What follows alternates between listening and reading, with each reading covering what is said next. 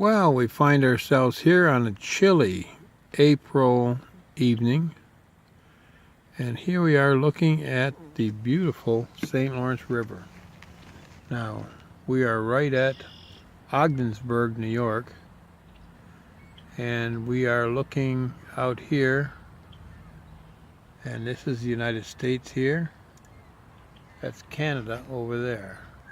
That's the International Bridge right there. Crossing into Prescott, Ontario.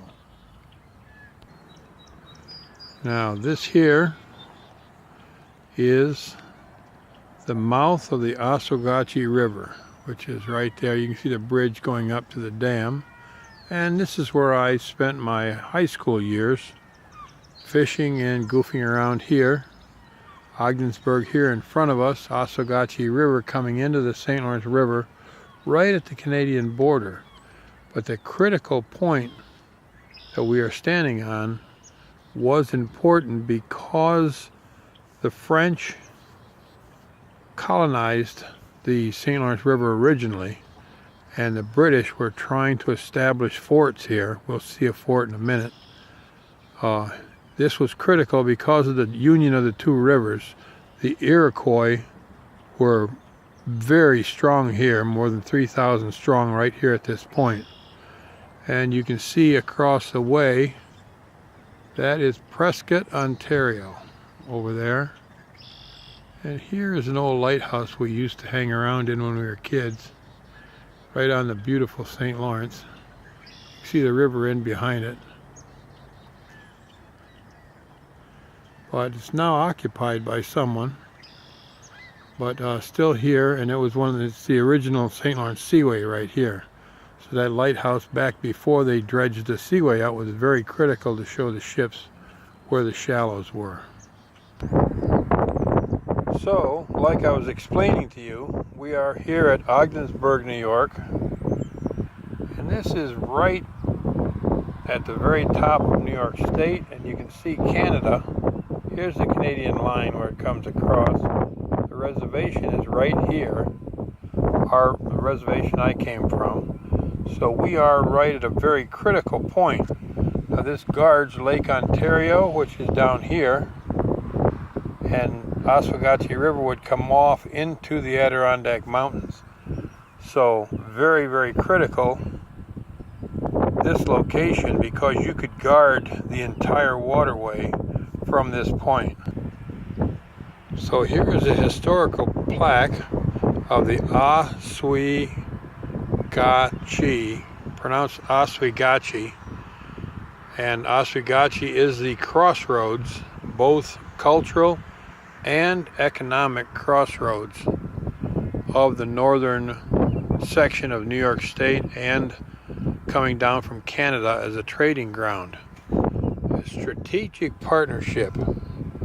It says, strategic partnership. During the French and Indian Wars, the French fort of Oswegatchie, Iroquois villages, were of strategic concern to the British.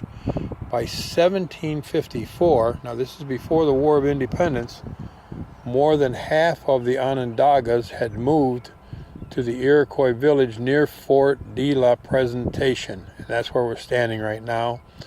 And this is a fort that they discovered when they were cleaning up this area of the burg, Ogdensburg, and found out that it's a fort way back in the French and Indian War period.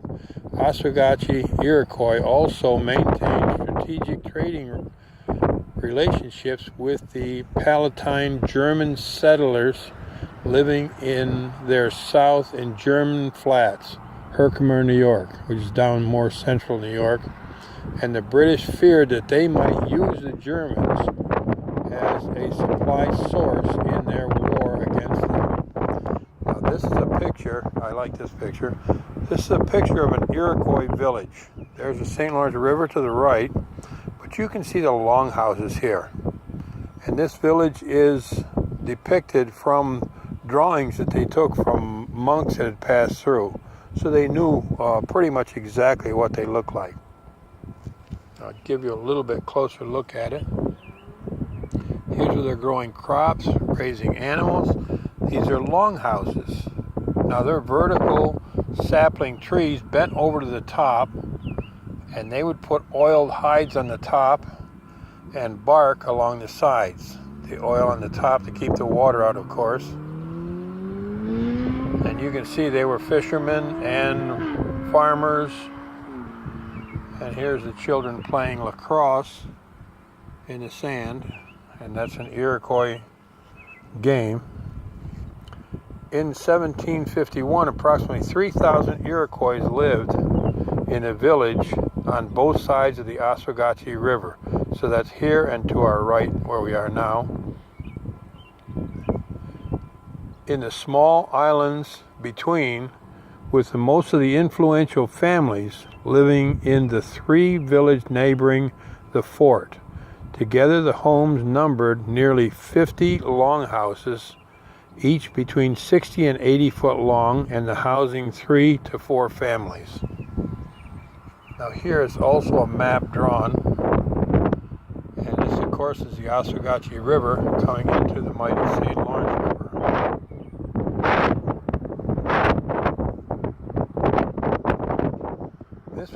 This is what the inside of the longhouse would look like. So you can see the vertical trees that would go up, and they would be bent along the top. Inside it was used for drying the crops because it was dry. There's a fire there, and in the top that you can't see is a smoke hole. There's always a hole to leave you open to Father Sky. The Oswegatchie Iroquois distinguished themselves in battle and democracy. Beginning in 1756, they appeared both before the leaders of the Seneca, Cayuga, Onondaga, and Tuscarora and Oneidas to agree to argue the usefulness of siding with the French.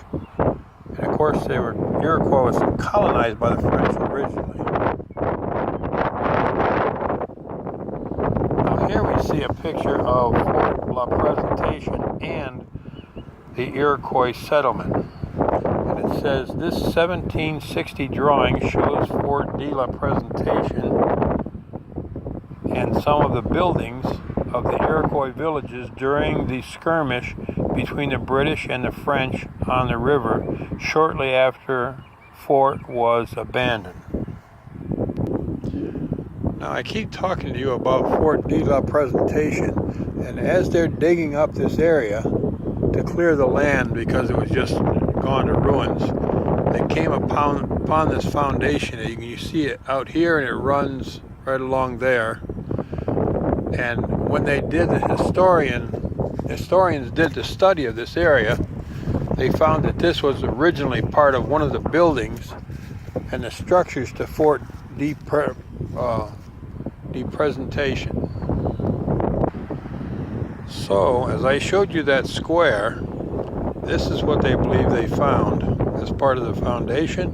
This is a bird's eye view of Fort de la Presentation. Now, it doesn't look like much here, but this fort, because of the natives in the area making baskets, this is a fort warehouse up here, a native longhouse, of course. They had a sawmill, and the sawmill supplied lumber for other forts. I'll tell you about that. They cooked, tended crops, cleaning fish, smoking fish, so they supplied the fort plus other inland places. An inland force, missionary quarters. They were not at this point living inside the fort. They were always put outside. They were also very good ship builders and canoe builders. Okay, and it says it's a strategic role of Fort de la Presentation became an important supply base to Western French forts at Niagara on the Lake, Ontario, and Dequan in western Pennsylvania. Natives made snowshoes, toboggans, clothing, and the natives with grown fruit, vegetables, dried fish, meats, breads from the fort's ovens were constantly shipped from the warehouses of Fort de la Presentation into the interior. Lumber from the fort sawmill was shipped to the boat buildings facility to Point de la Barrel, located on the St. Lawrence River to the west. So we are here at Ogdensburg, but you can see if they're supplying inland all of the Adirondack Mountains and the forts inland and down to the west, they will supply all the way down into here. Here's Niagara Falls right here. But lumber and clothing and food and fish was all manufactured here, very important, and critically moved down and inland to the inland facilities. Very critical point. And this hasn't got much to do with Indian history, but I thought it was kind of cool that they took 650 soldiers and artillery across the St. Lawrence River over the snow to attack on the other side. So like I say, super interesting spot, very historic, and I'm talking about way back in the early 1800s, 1740, that area, all through the French and Indian War, War of 1812.